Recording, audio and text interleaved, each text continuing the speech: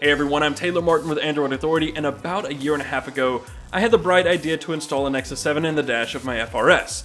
Fast forward a couple of months, and Google decided to announce Android Auto at I.O., and it kind of crushed all of my dreams and ruined the project for me. But I wasn't going to let that stop me. Now that I have a truck that only comes with a cassette deck and a 6-disc changer, I decided I wanted to finish this project. I was going to install the tablet in the F-150, so I did.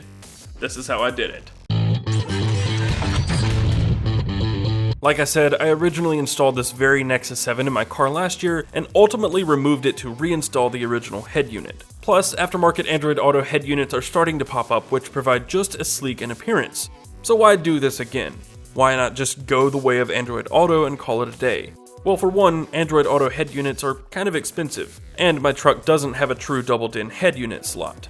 Also because the Nexus 7 fits almost perfectly into the opening behind the faceplate, and I already had the parts and they were only collecting more and more dust. The thing is, installing a tablet in your dash doesn't have to be difficult. You can do this in just a few hours and for relatively cheap, around $150 or less if you already have a Nexus 7 laying around. Here's what you'll need. A small head unit amplifier. This is the most expensive thing. I chose the Alpine KTP 455U 4-channel power pack last year because it's cheap and perfect for the job. It also easily fits inside the dash without any problems. You'll also need a 12-volt socket, a 2-port USB charger, a fuse tap with a 10-amp fuse. All of mine are still connected from the last install, and you can go check out that video to see more detail on how everything was connected. An RCA to 3.5mm adapter, Bluetooth adapter, which is optional. I went with Bluetooth so I can connect multiple devices without having to rip open the dash, a wireless charger, a handful of zip ties, and a compatible wiring harness for your vehicle. You'll also need several cable splicers. Some people prefer to use wire nuts, some prefer soldering, and others choose the crimp method.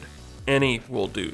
Finding the appropriate wiring harness for your vehicle can be either extremely easy or very cumbersome. I just so happen to fall into the latter group, and you will notice that there will be tiny differences between your vehicle and mine all throughout this tutorial. You'll have to do some research and planning on your own, as every car is a little bit different, but for the most part, this is a very easily adaptable tablet install. Tools needed are scissors, a small screwdriver, wire cutters and strippers, a crimping tool if you have one, needle nose pliers, and potentially some wrenches and a multimeter depending on your vehicle. First things first, you'll want to find the proper wiring map for your car. There are several great resources for finding this information, which are all linked below. Before you do anything though, it's probably best to open up the dash, unhook the current radio, and see what you're dealing with. Make sure the wiring harness you purchased matches up perfectly with the connections inside your dash. If not, you have the wrong wiring harness. Period. I had quite a bit of trouble finding the proper harness for my truck. It turns out there is very little documentation on the exact configuration I have, and I ended up having to uninstall the factory amp and splice the factory wires to make this work.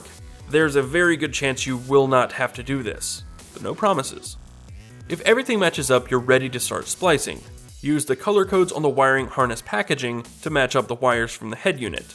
Chances are they all have the same colors, yellow to yellow for power, green for left rear speaker positive, green with black for left rear negative. You get the idea. Once you've connected all the wires together, remove the pins and wires from the plastic connectors. This can usually be done pretty easily with a small screwdriver. Then take the wiring from your car that you found and repin your wiring harness to match up with the wires inside the car, left front speaker positive to left front speaker positive, and so on and so forth. It can be pretty daunting doing this your first time, but it gets easier as you go. This is probably the hardest part of the whole entire thing. I found it best to cross-reference the color codes with a picture I took of the wires in the dash. What you'll end up with is a total mess of wires coming out of your amp.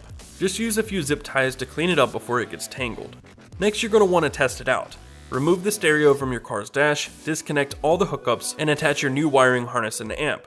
Connect the RCA to 3.5mm adapter to the amp input, plug the Bluetooth adapter into this, connect your phone or tablet to the Bluetooth adapter, and play some music. If you're hearing that music, you're doing great.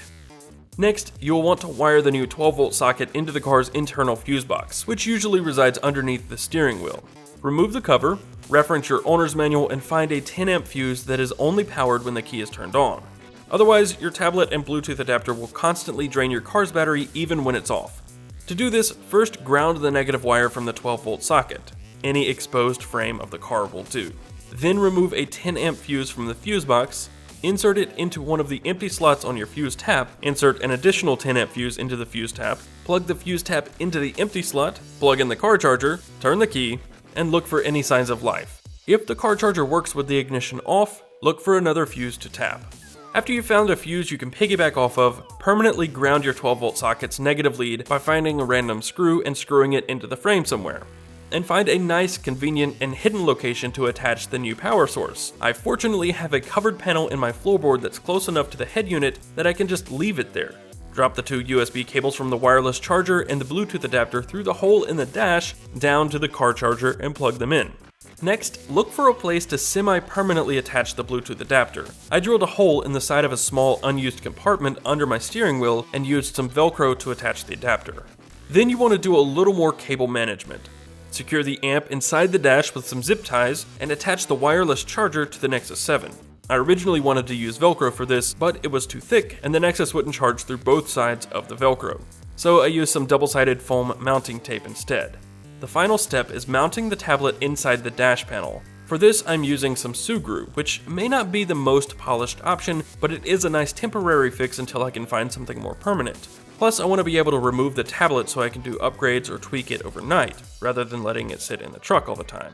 Sugru makes this possible, but I'm still in search of a better option. I removed the dash and applied Sugru to either side of the tablet, near the bottom, let sit, and reinstalled the dash with the tablet inside. My only concern is that the Sugru isn't going to hold firm enough. The tablet seems to move just slightly when I tap it, so I will definitely need to look into a better mechanism to secure the tablet, but for now it works and looks fantastic. Best of all, with the Automate beta, the Nexus 7 emulates Android Auto perfectly without sacrificing its true tablet nature. Automate also keeps the screen on when the tablet is charging and closes when it's not charging. In other words, if the truck is on, the screen is on. When the truck is turned off, the screen goes off. And there you have it, a Nexus 7 installed in the dash of my truck, just in time for my road trip on Thursday. That is going to do it for this Nexus 7 dash install video, but if you want to see more DIY videos from me on Android Authority or any other videos from the awesome people here at Android Authority, be sure to hit the subscribe button and hit the thumbs up button if you found this video helpful. And give Android Authority a follow anywhere and everywhere that you use social media. They're awesome and they're everywhere, so you should follow them. And you can follow me on Twitter, Instagram, and most other places around the web at Casper Tech. One last time, my name is Taylor Martin, and I will see you in the next one.